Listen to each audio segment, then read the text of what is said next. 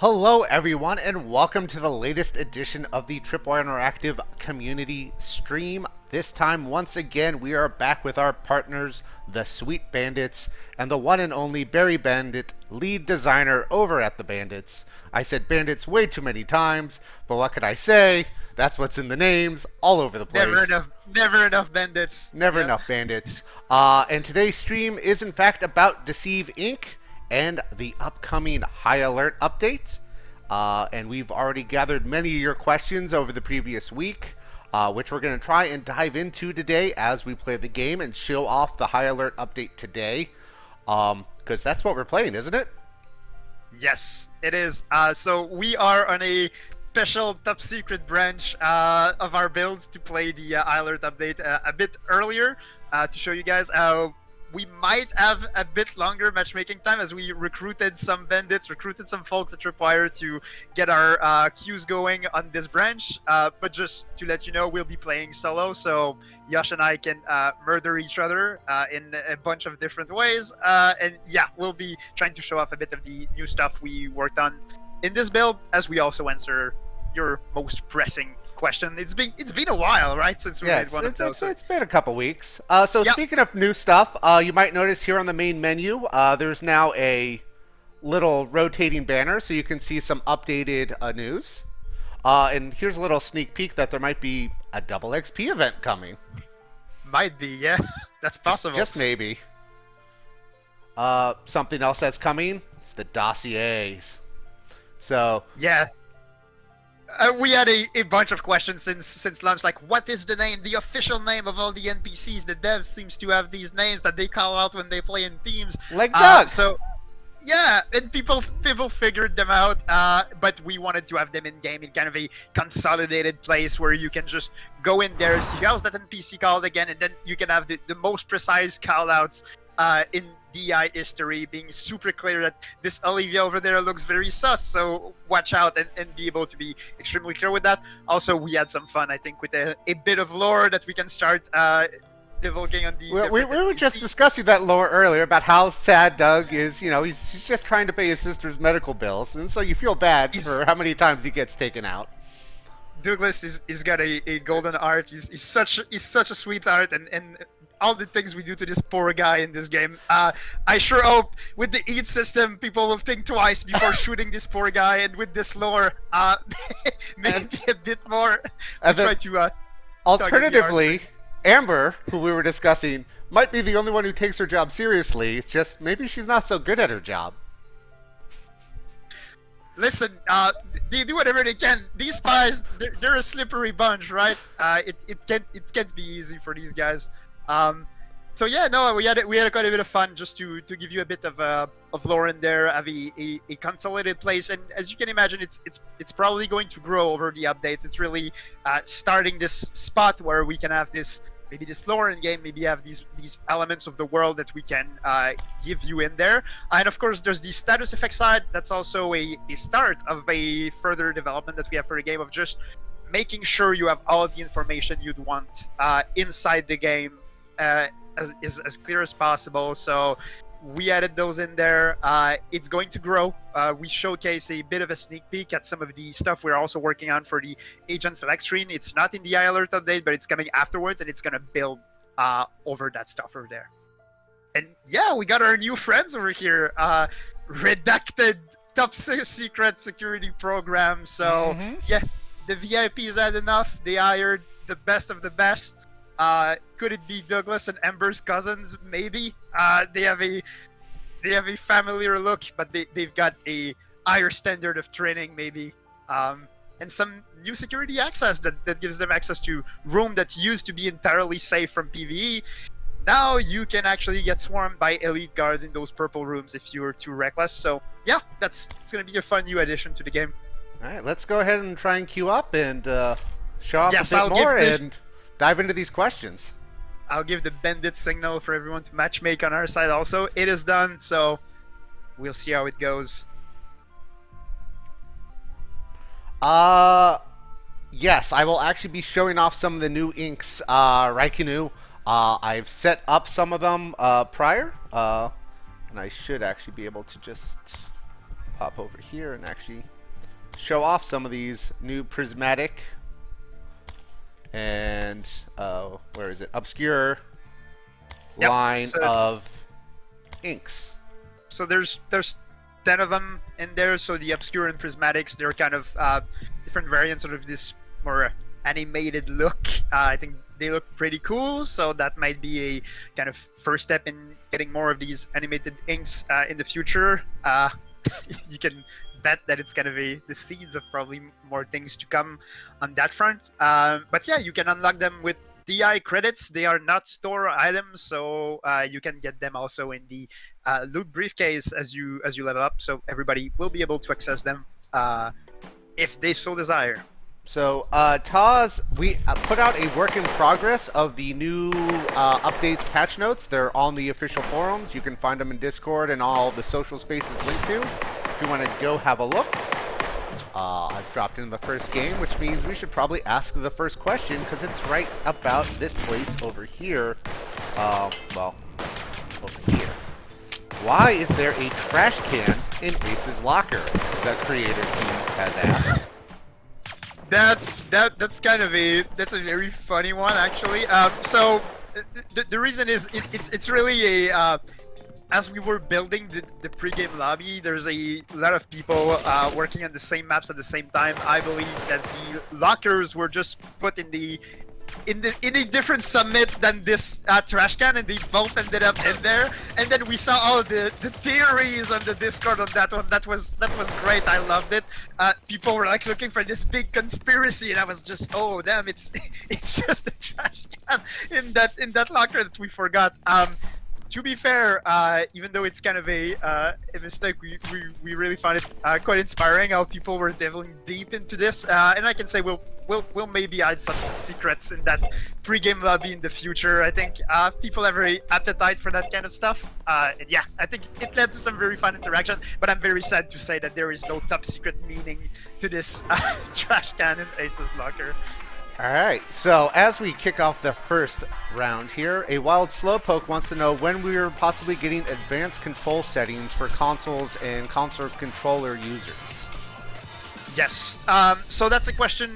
To be fair, we heard you in that we know it's in very high demand. That's something that Jared, you've been great at also gathering that feedback and just consolidating it, because you know there's a lot of people asking that feedback, and we want to know what do you want to see in these kind of advanced options. So we gathered a lot of stuff from you guys that we want to work on. What I can say is that you'll get some of it with Season 2. So we'll get some more advanced controller options. We are working on it for Season 2. But to be fair, we're probably going to split that work on a few different updates, right? It's not going to be like everything or nothing, like every single controller option you can dream of will all drop in one go. To be fair, we wouldn't know exactly all the stuff you'd want to get at the same time. So we'll start with some big ticket items that are going to make a big difference. One thing I can talk about that's kind of high on our radar is having full customizability around the quick turn kind of function. Like when you push that stick on the side of your screen, and it makes your character turn faster. Some people would want that to be much less of a thing. They'd want the dead zone to be different.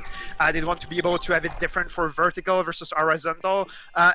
They want more option, right, on that front. And at that point, it's not a question of, oh, we'll tweak it. It's a question of we need to let you guys tweak it and expose these things that we can work on to you. So we'll have some stuff dropping around Season 2. We'll keep you updated on that front, and then you can expect probably more stuff around this dropping over different updates. So keep that feedback coming. We are looking at it, we are gathering it, and we are looking at what are the top items that would have the biggest impact for console players, and we'll keep you updated on that front as we get more work done on that.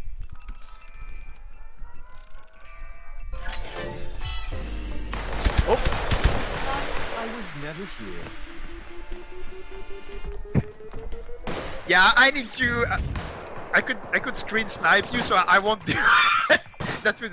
I was gonna say, was that you in there?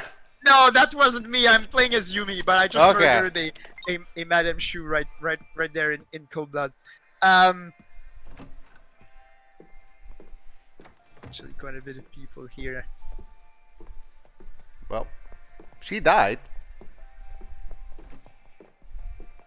That's a classic Larcin thing. Like, let someone else do the job. Mm-hmm. Well, she ran out of the room chasing me. I didn't leave the room, so, you know. It's the small things. That's not me. Just have to be my charming self. Yeah, I was the person that walked in that tripwire. Alright, I'm safe. I think I'm gonna go somewhere else. There's a lot of people in that section, it seems. Yeah, there's looks like some people definitely Be more careful. Make sure you won't had need a it next time. But now, the more they're firing, the more likely they are to be building heat. Please leave. Arrival has deactivated a vault terminal. I promise I won't touch the tip jar. Oh, no. No. Should get a mimic, then you can turn into a cardboard box to read questions. That would be... Alright, That's what- so yeah, next question. From Red Ranger, how comes Hans is the only agent without a trailer? Yeah, that's a very good question. So there's no big Hans conspiracy, or I mean, if there was, I wouldn't be telling you, right? So you can keep believing that maybe there's the big Hans conspiracy. It's really a question of logistics and how timing happened. Like, we were going through having these trailers made. We have a great collaborator with Tripwire that made these, and he's amazing. And just as we got to kind of being close to, oh, that would be Hans' turn as the kind of last agent to round out the original roster, we were around the kind of launch time for Misery Empire, so we needed some material around Misery Empire. So poor Hans didn't get his trailer at that time. That was a daring try right there in front of broad daylight. Oh! She came for me. Yep, I'm actually dead, so I'm following you both in game and Oh. on stream. So yeah, that's actually that Cavalier was the person that did me in. So I'd watch out if I were you. But if you can avenge me, I'd take it. So yeah, there's no big Hans conspiracy. It's how it happened with the logistical how things were. One thing I can tell you is that Hans will have some fun focus in the future. So Hans lovers, do not worry. And yeah, we'll see if we can get him his due in due time. That Cavalier, so that's Muller right there. That's Yeah. He's been on a warpath on this one. Alright, next question from Liz, also known as Epic Larson Main. Social deduction games like this are a fairly underused concept that only appeared a few times through the years. What made you guys choose it, and what made you choose the 80s spy movie type setting? And do you have a favorite movie direct source material? Perhaps Lupin, Kingsman, etc. That's a good question. There's a lot of layers to it. So to start with the social deduction angle, I think it really came from kind of we wanted to make a spy game. I think from very early on. I think the theme of it was came very early, and what we wanted is really kind of a mechanical way of having that tension from spy movies. And I think, yeah, as you had in your influencer there, definitely there's some Lupin in there, you can imagine, with Larson in particular. There's Kingsman, that umbrella shield can probably tell you that there's some inspiration from there. Old classical James Bond, I think the Roger Moore era was really kind of a big driving point in kind of the overall vibe we wanted for the game. And yeah, so we wanted to make a spy game. We wanted to capture that feeling of kind of just the tension from spy movies, but so having kind of that mix of, there's always in spy movies that there's that tension boiling up, and then there's these big action scenes, right? There's both of those things, and that's what we wanted to have in matches of Deceive Inc. So we really settled on this mechanic of being able to hide in plain sight, of being able to swap appearance anytime you would like, but also have kind of that core of action that once once stuff break out, all else breaks loose. The game is not finished at the point when you know that someone is a spy. You need to have the execution to take them out.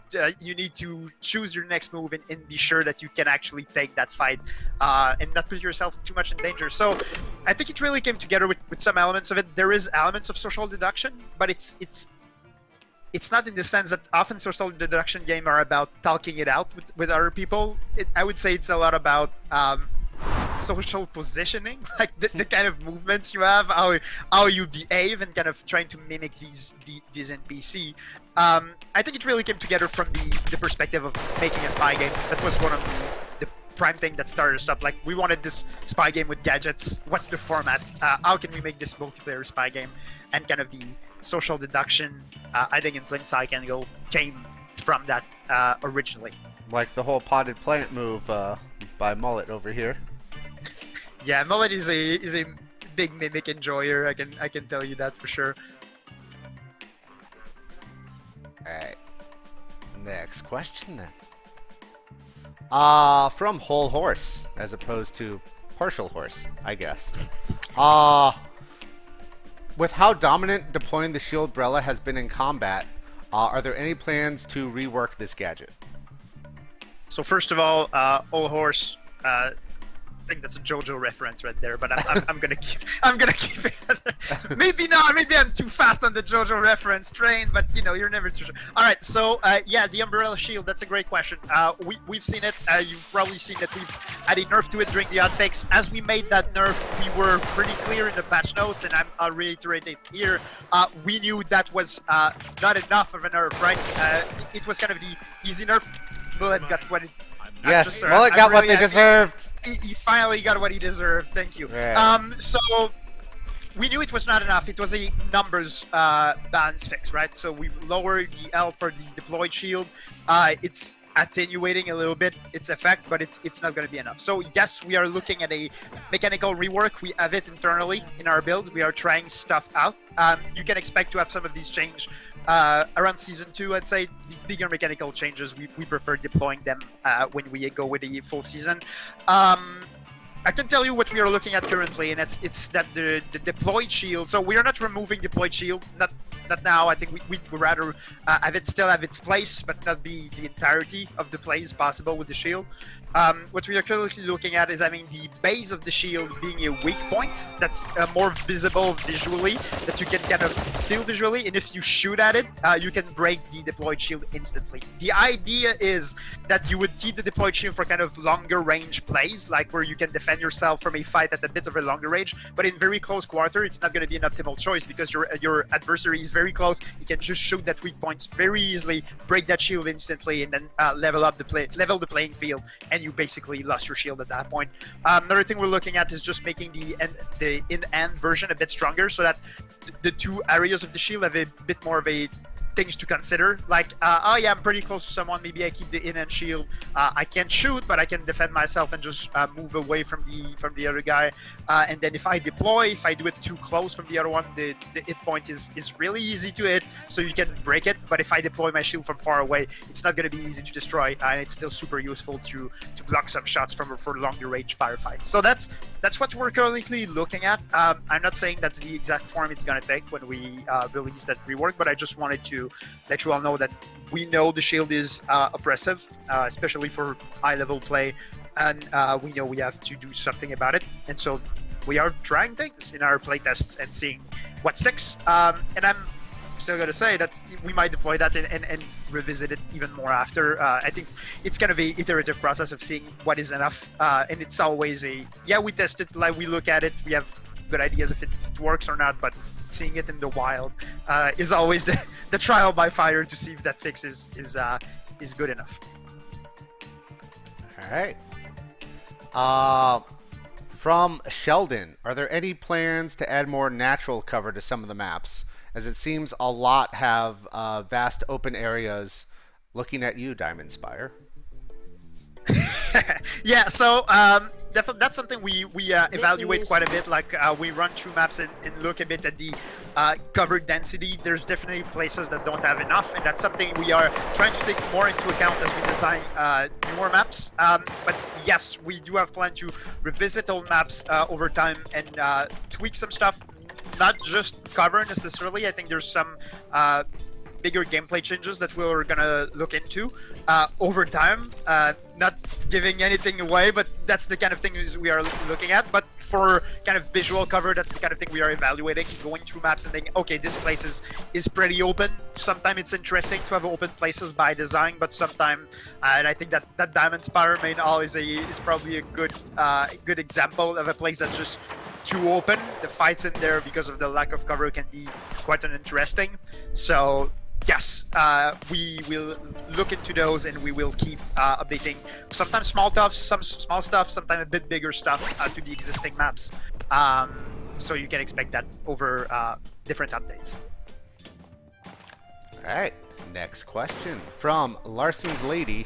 Are there any plans for further mastery levels on characters and unique rewards? So that is something we've talked about. So after launch, that's one thing that I've really noticed, and we had some internal talks about, like, just how can we make longer term progression more interesting, and that's really something we are looking into. Like, just I'd want, in an ideal world, if you love Larsin and you want to play Larsin all day long, you should be able to keep leveling stuff with Larsin, right? I think people just want to be able to play way beyond Mastery 10 and feel that something is still rising about that spy. Now, will it be exactly still a Mastery level rising, or another system on top of that that can act as kind of a prestige in some form? I think that's something we are looking into right now, into what exact form it takes. But yes, you can expect more progression on a single agent to go farther beyond the Mastery 10. That is definitely a design goal that we have. I'm just not ready to tell you exactly which form it will take. And it's a safe bet that we'd want some rewards with that. And once again, what exact form do they take? I think it depends on the format we give to that. But you'd want to gain something from doing it, right? So yes. All right, and that leads into the next question. Is what are your thoughts on adding some in-game map events or modifiers that possibly happen randomly, such as increasing the number of NPCs, heavy weather that disables gadgets, or systems to make matches play out differently? Yep. So I think that's an interesting idea for these modifiers in themselves. That's not something we necessarily looked into, but I think it's a very interesting area of thinking. One thing I can say is that the goal in itself of making matches a bit more different from matches to matches, I think, is a very good one, and one that we have spent some time thinking about. Now, I think there's a lot of stuff that goes into it. Kind of very micro stuff can make matches feel more different, but I think we can also look at bigger features that we could deploy for that. I think modifiers like that could be very interesting. Some of them are maybe a bit more complicated to get working in a good way, and I also think we'd have to be careful to what kind of modifiers we'd look into. You don't want kind of people joining a match and not this one, and everybody leaves the lobby because they see this modifier and everybody hates it. So we need to think about just a car alarm going out outside, sorry. And so we have to be careful about that kind of stuff. But I really like the idea. I think that's a goal that we share of wanting to make kind of matches feel a bit more different from matches to matches and keep things a bit more fresh than they are currently. So the exact form, I expect a lot of different changes with different scopes on them, some small stuff and maybe some bigger stuff over time to reach that goal. Oh! That we could say you got right there. Yeah! Ah! I thought he was the one guard. He was the one who had walked past me. Yep, he was right behind you. Ah! Come on, Sleeping Beauty. I'm sleeping on it. Yeah, I missed your match, so I'm requeuing right now Alright. for another one, so we can land the same I'll one. also join the queue so we can... Now that's a headache. Alright, next question while we wait. From Musian Man 88. Do you guys have plans in the works for future ranked queues, and what challenges come up from trying to implement something like this? Talked about in the past, there's a lot of challenges and there's a lot of stuff to keep in mind about that. So currently I can tell you we are not actively working on it, but and that's a big but to put in there, is that we do have everything we have a lot of stuff in the background that's already ready to measure player skill. Oh, we ended up in the same match, I think, to measure player skill, so we have a formula already in place in the background that can help us to measure exactly player skill, match them together.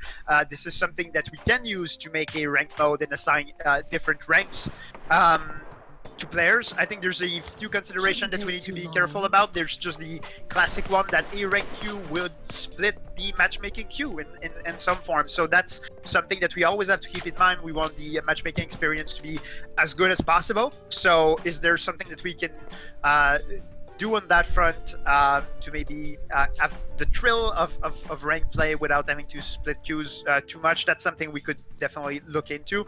But just to tell you, it's not that nothing exists for that. We do have a lot of tools to measure player and how they would rank with each other. It's just not visible to players right now, and that could definitely be used for a ranked queue in the future. So we have the tools in our toolbox, but I can say that we are ready or actively working on it right now.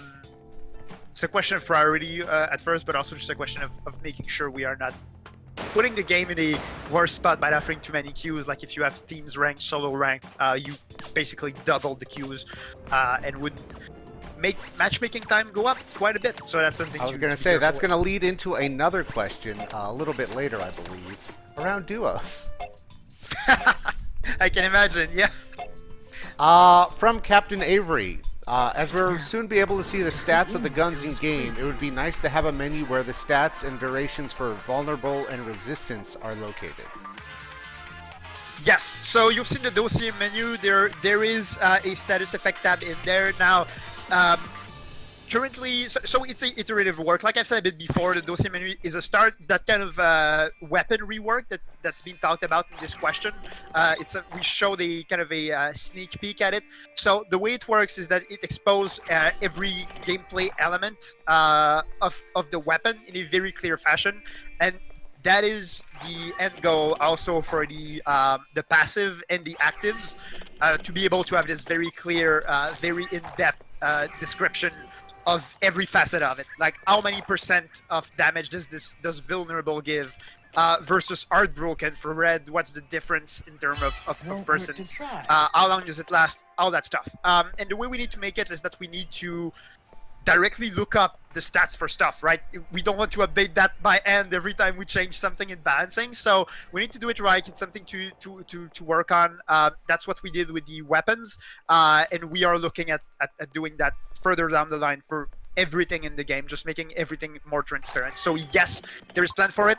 It's not going to land at the same time as the weapon stats stuff. The weapon stats is kind of the first step in that direction. But it is just that, it is a first step, and we'll build the rest of the menus in game to reach that standard over time.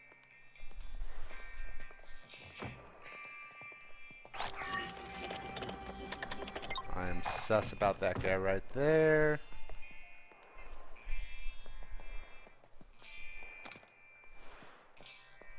Very sus. Terminal deactivated. Yeah, I just got a purple keycard stolen from under my nose. Oh.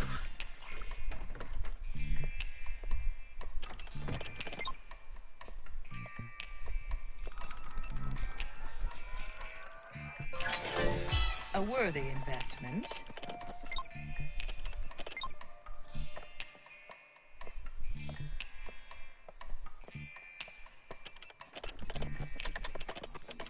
I've been very unlucky on the keycard front. I don't think I've run across one yet so far. Yeah, I got it in the green room, and the purple keycard was looted by someone else. And there was one staff in there, so I thought it was them, but it wasn't. So they got away with it. Just couldn't help yourself.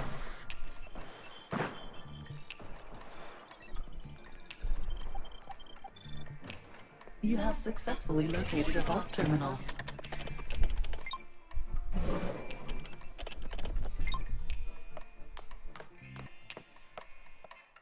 Yay! Finally, things are going in my Something. favor. Yeah. All right. So next question. You've just added the new elite guards to the game. Are there plans to add more NPC types? Maybe, like, we need to see what role they would fill, right? I think it's really from that perspective that we look at it. I can tell you that we don't have, like, right now, okay, these are the next NPCs that go in there. We really look at it from a what role do they occupy and what would they bring to the game. I think it is indeed the door that is opening with these elite guards. Like, it's the first time we have two different NPC types that share the security level, which is the purple one. So I don't see any reason where it couldn't happen again. Like, what if there is another NPC type that shares the blue security level and has a different kind of purpose in what they do in the map. So very open to it, and I think elite guards is kind of the foot in the door for that kind of stuff. But we don't have kind of a current plan right now that we're gonna add this new blue NPC type that's actually I don't know what role exactly they would have. It's really a what role does it fill? For the elite guards, the role they fill is really plugging a PvE blind spot. Like, there was no danger at all ever in purple rooms from guards. You could shoot staffs, technicians, and just kind of, if there's a player in there, of course you're in danger, but there was never any chance that PvE could get you in there. Same thing with vault terminal rooms. If someone got in there, it was spy either in front of me. Yeah, that's clearly a spy right there. Actually, they're probably gonna get their cover blown by themselves, so... Well, they've got key cards. I do not. Yeah.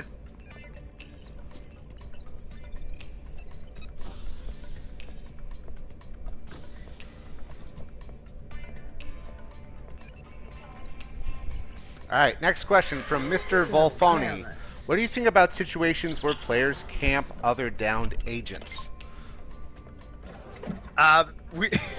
It's not fun for anyone, right? I think that's something that we hear a lot of feedback about in teams. I mean, there's part of it that's I think it should be in some way a viable strategy of spending that time, but I don't think it should be uncontrollable as much as it is right now. So here's the deal. I think one of the ideas that we've seen and that we are looking into that we'll need to prototype really is being able to res your teammates from somewhere else.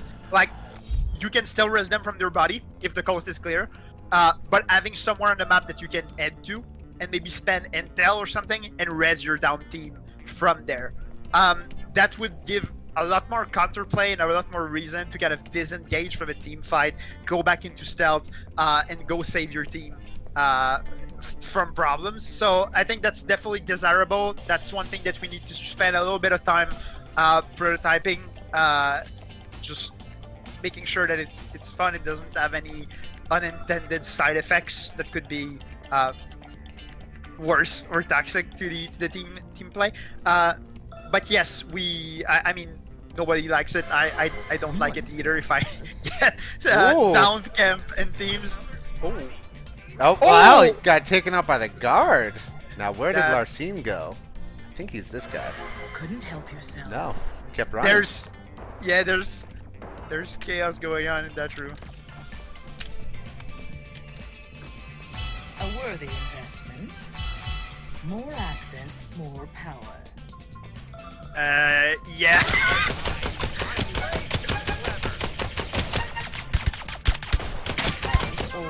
There you go. That's how you do it. Yeah, that's another change that we discussed. That now if you loot the spy cache from someone, you get your cover back. The idea is really if you have this kind of fair one-on-one PvP fight with someone, you win. You can go back into stealth and don't have to run for 10 hours trying to escape guards. This will still happen, of course, if you shoot NPCs everywhere.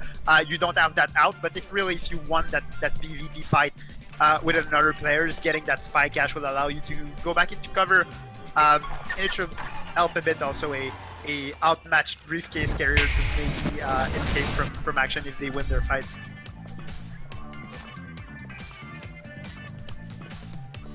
So there's I'm definitely being someone hunted left. by another, madame. Yeah, there's definitely someone left, but are they close? Are they far? No, they're close. People waiting. Oh, okay, yeah. Confidently. They're very close. She's right there. So Get some- careless. Oh! Oh, Well, wrong NPC. yep. Oh, and now they're vulnerable. That's. There you go. There you go. Using the eat to its full advantage. Too much. There you go. That's it. So that's a fun part of eat being raised is that someone making that bad call, getting hurt by a guard. They shoot these guards. They start building up a lot of eat, and then you can just finish them off like you just did. So that was a pretty good. I won! First game of the day. Yep. Nice. Never. I'm not having as much luck as you, Jared. I'm getting beat today. That's terrible. Alright, next question. From eBoy07. Beyond player spawns, card locations, and NPCs, will you ever expand on how randomized maps are? While vault terminals are random, the rooms themselves are consistently in the same spot. It would be interesting to see rooms kind of move around, I think is what the intent is of this question. So, yeah, I'll zoom back up because I think it does tie a little bit with what we talked about with the modifiers. So I'll reiterate that adding more variance per match is definitely something we want. So we'll look at the best way to do that. But yes, we do want more of that. Now, as for rooms themselves, that's a very complicated thing, right? I mean, so... Apparently that was Molly, so I'm going to take this time to do a little victory dance. Yeah! Oh, she was Molly, that's good. Yeah, you should take that victory dance, yeah. So, moving rooms and having them move around, I just think about the technical side of it, and I get a headache just thinking about it. I don't think it's impossible to have more of kind of that random. We need to think exactly what is the best bang for our bucks in terms of things that change and how much dev time and stuff they ask us to change. I think kind of procedural rooms in the way our map are designed, I think would be it's such a paradigm shift that it would take a lot of time. But on the flip side, I think. Mullet's in here. I think I'm screwed again. Oh no, he's Yeah. playing Cavalier again. Oh, there Yeah. he is. It's one of the reasons why I came over to Madame, though, is so I can hopefully try and escape her a bit better. I'm gonna go with a mimic drone build. I'll just be the most annoying person in the lobby. Alright. And hopefully we're not that way. So yeah, just to go back to the question, just to tie it in. I think the goal we can agree with. I think it's something we want. I don't think procedural room is the way to do it in the way we made the game. I think there is another world where if we made the eye as a fully procedural generated map, it would be possible. But I think there's a lot of downside to that too. So we need to look at levers that we can leverage to make things more different. I like the idea of maybe some room changing in the sense that what if this green room is not always a green room? But I think also there is challenge with that. Green rooms have visual identity that tie them as such. So yeah, that would mean changing quite a bit of things. So yes, for more variants. I don't think kind of changing the room themselves is necessarily the way to go. But I think it's a goal we should strive for in the future. Alright, and from Cruelly, who I memorized his question so A I can worthy keep playing and not hurt investment. myself here. Wow. His question is, are you thinking about potential new types of skills and abilities to be added? Get in here. Yep, nope, I did not get in. And I got traced. Memorizing it did not save you, Jared. No, I'm it did sorry. not. I was distracted. You might get out. Woo.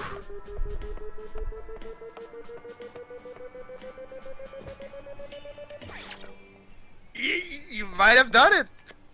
I need to change. Is that what passes for fashion these days? More access, more power. I'm so screwed. Hell. Anyway, any plans for new field upgrades or upgrade changes? Was the root of the question before, I was so focused on how proud I was of myself that I almost died. Yeah, and if I remember correctly, I think there was also a question on the nutritional supplement field upgrades and there. Yes. Yeah, and I think that's a good one. I can maybe talk about it a little bit. So first, yes, we are looking at potential field upgrades addition. One thing you can also, and that's kind of a scoop I'm giving there, but you can expect to have more field upgrades, builds that you'll be able to make. Like we only have 4 on the page right now. With Season 2, we are going to expand that so that you can make more builds and save more of them. So that's the scope over there. But yes, we are looking at field upgrades, what would make sense to add to the game. We always have to be super careful about those because they can be power modifiers that can change things quite significantly.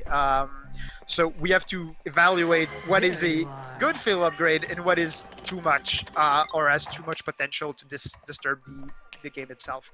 But we do have we do have a list that we keep of stuff that we'd like to work on to add as new field upgrades. So you can expect that coming up eventually. As for nutritional supplement, I think the question, if I remember right, was that it did feel still feel out of place even with the buffs that we gave it. And I agree. I think one of the big drivers is just that the randomness of finding food is never going to be as good as just kind of guaranteed stuff. There's a few things we can do at that front. I think it can still get some tweaks from a balancing standpoint. I think it can still be a bit weak. But also I think we have some spots in the map where food is a given. Like around kitchens, you can always find food. I think the maps could use a bit more of those, like having predetermined places where you are certain of finding foods, and you can lean on that as a nutritional supplement user. I think that would help this field upgrade quite a bit to feel more useful, because the random on top of random, like needing to get that upgrade and then you're not sure you're gonna find food, yeah, it's not very good. So it's definitely on my my watch list of field upgrades to give some love to nutritional supplements. And yes, you can expect more field upgrades in the future. Oh, come on, I need 1 intel. Oh crap. That I do not like.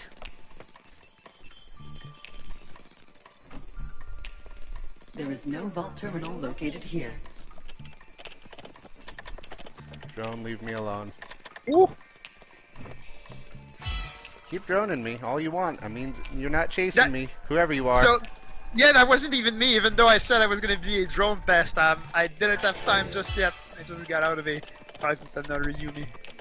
They keep tracing me.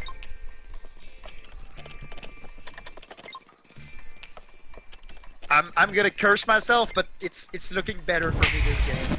So yeah, take it for what it is. It might not last long. Now, to fit in with those plebeians. All right. I've lost my drone friend. Couldn't help yourself. Oh nope, I'm being shot at. As long as they don't hit you. Yeah, I believe that that was our drone friend though. How did I get drone traced already? Oh, I think you're getting kind of the cute drone trace that he... Yeah, you're not traced anymore though. Okay. You're just getting kind of the notification over and over because you've been traced so much. No, he's chasing me. He is legit chasing me. Do not be alarmed. Oh, no. Has deactivated a vault terminal. You're like...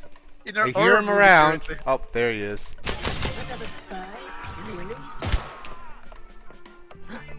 Key cards.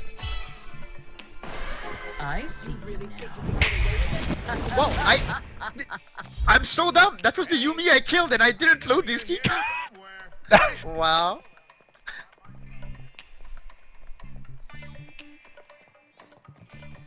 Do believe somebody may be screen sniping me at either the Bandit or Tripwire HQ. Not sure how I feel about that. We never know. I mean, train them properly. You never know with people called bandits. Yeah. Need more ammo. Got it. Someone's oh, no. careless. Was that you back there? You have wasted Yes! your time. This vault I terminal might be in has trouble. already been deactivated. You're Nope. not supposed to be here. Okay. So careless. Did they? Oh wow, the guards did it for me. Thank you. Never mind. I'm not paid enough for this.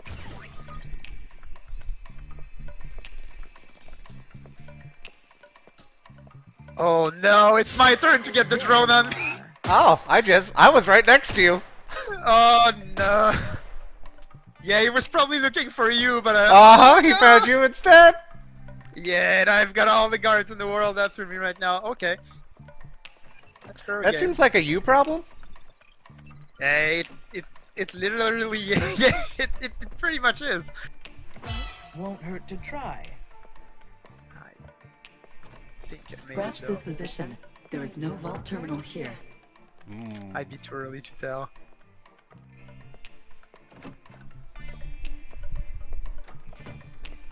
Oh, Douglas gang heading your way. At least I'm assuming your way. I'm long gone though. They'll never find me.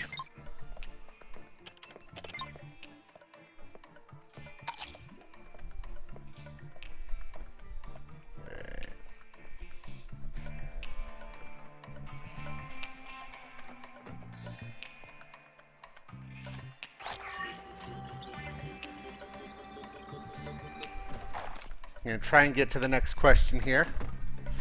From Alex Cushioner, how does the turret affect heat? Vault terminal already deactivated. Oh, Look give me elsewhere. a sec there. Oh, I hate. that's Hi! was that Yes, you? that was me. All right. Oh, I heard that piano though. You're You done heard for. nothing. Yeah, I heard it. So turret does not affect Where heat would currently. they hide If you their deploy it, private it only attacks guards that are actively attacking you, and it doesn't deal a lot of damage. It's pretty long to take out a guard with it. So we did not make it give you heat for stuff that you didn't do yourself, right? So currently, you know, you can drop that turret. If guards are attacking you, it's gonna fight back against guards. Arrival has deactivated. But yeah, vault we felt it terminal. was a fair trade to not have the gadget just generate heat for you undeservedly, or that you don't really have actual control over it. So currently, turret does not affect heat in any way. Vault open. See you at the vault. Yeah, I think we might see each other faster than you think. Alright, from Empress Tajida, which agent has been giving you...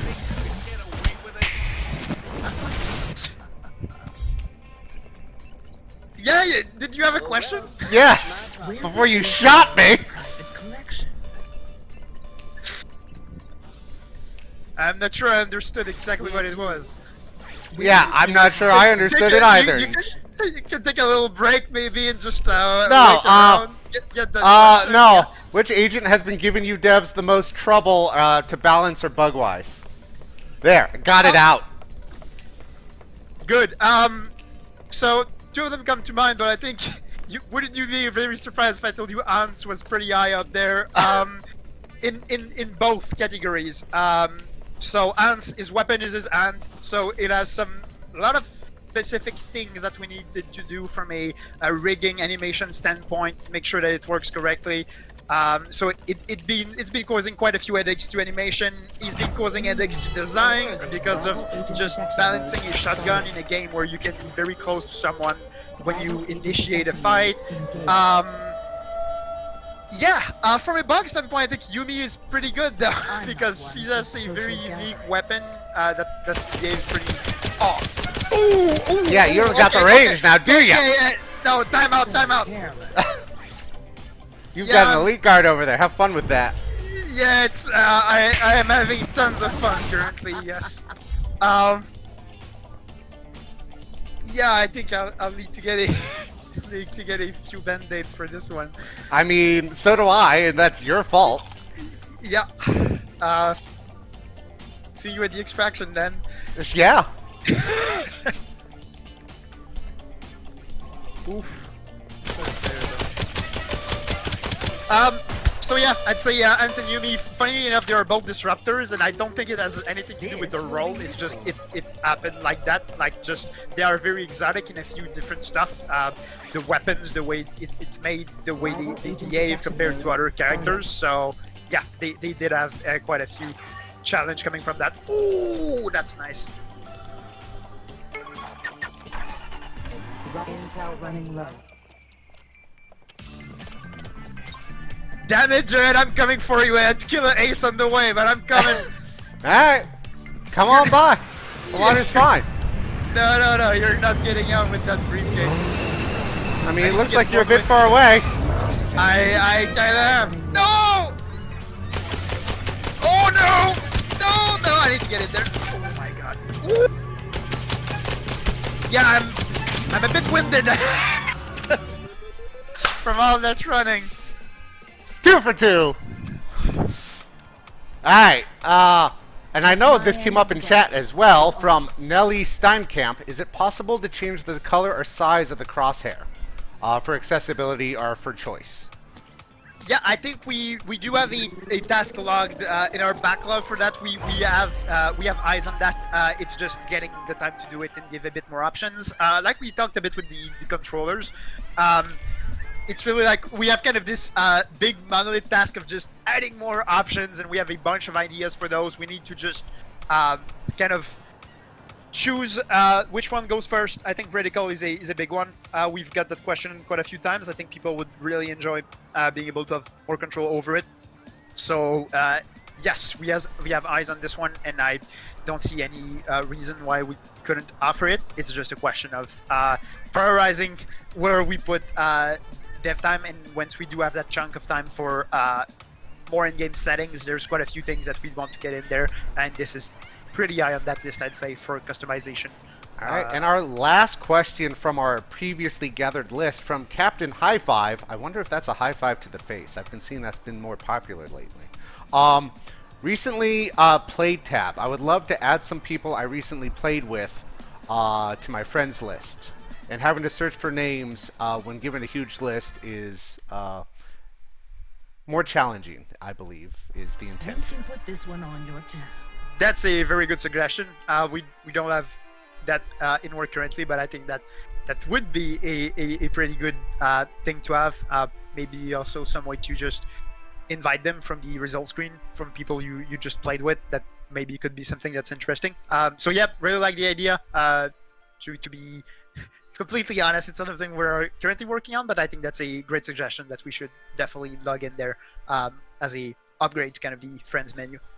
Alright, with that being said, let's try and grab a couple questions from chat before we, lose all of our volunteer players here because we're coming up on lunch. Yes! From AWP Town, when will FPS issues be addressed? All the time. Pretty much with every update, we're trying to make optimization and fix issues. There's not going to be any singular magic bullet, but you should continue to see improvement increases with pretty much every update. Just to chime in on that, I'm just going to address that we added the last hotfix. We saw some FPS regression on some configurations. We are aware of it. We have looked at it, and we have some a lot of fixes and a lot of tweaks that's coming. For example, in iAlert, there is some stuff in there that we feel will help quite a bit.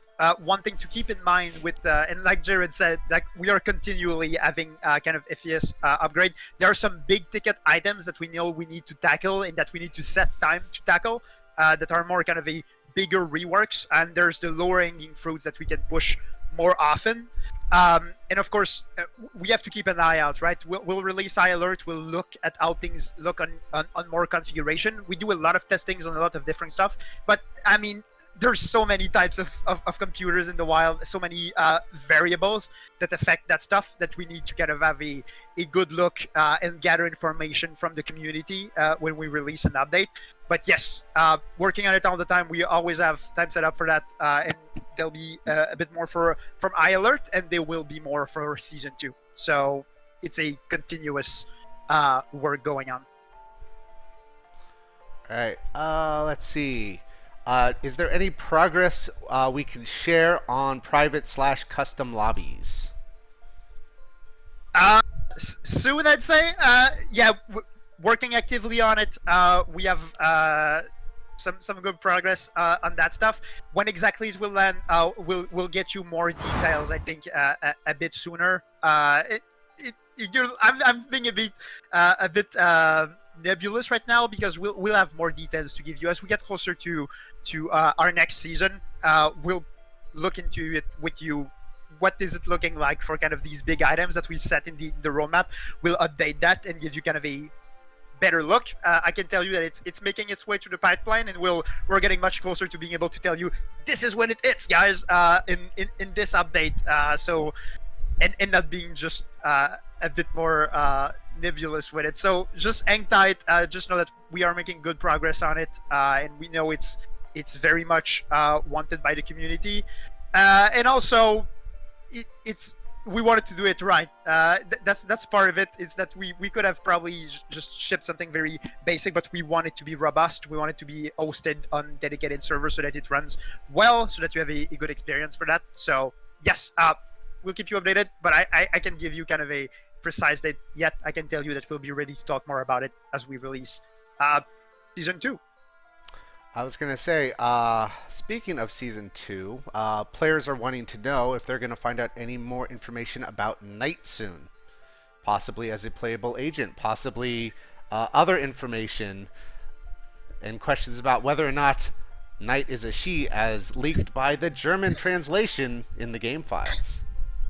Yeah, so I think it's safe to say that you'll get more lore as to Knight themselves. I'm going to let you dig into the stuff we release, look into what we do. You might have seen some clues that's getting somewhere. I'm not going to give more than that. I think there's a lot of fun we are having with just that back and forth with the community. We know that Knight is a loved character, or at least a shadow of a character that people are very interested in.